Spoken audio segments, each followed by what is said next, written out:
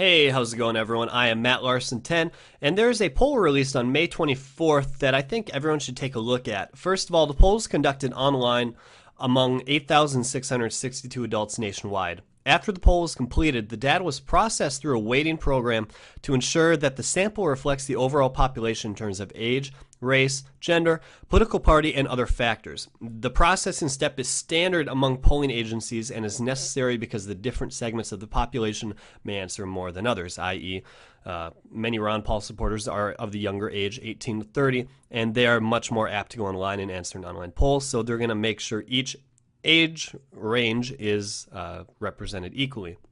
Here are the numbers.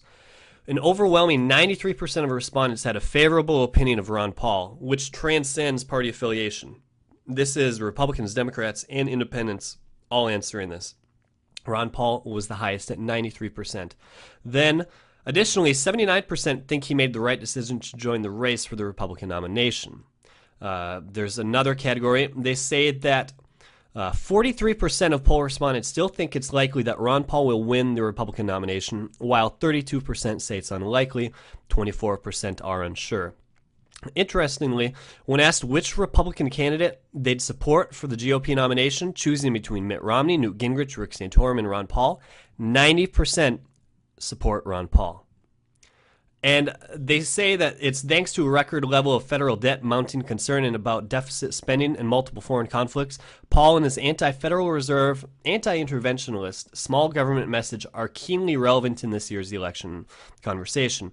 When asked if the country would be better or worse off than it is under Obama administration if Ron Paul was the elected president, 90% said it would be better off with Ron Paul in the Oval Office.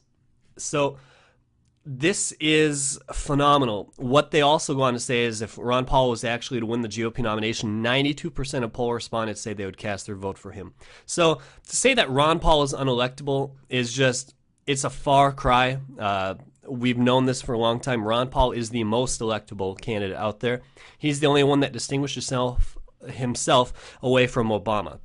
Romney has so many issues where he's been with Obama and then he's flipped this year because he's trying to become more conservative. What he's doing is taking a page out of Ron Paul's playbook and saying exactly what Ron Paul says. I can't even call it Ron Paul's playbook because it's Ron Paul's playbook is the Constitution. So Romney is trying to sound like he's a constitutionalist, limited government, less spending, less debt, less wars, when in reality we all know that's not true. So I'm going to put the link for this down below. You guys can check it out for yourself, read all the numbers.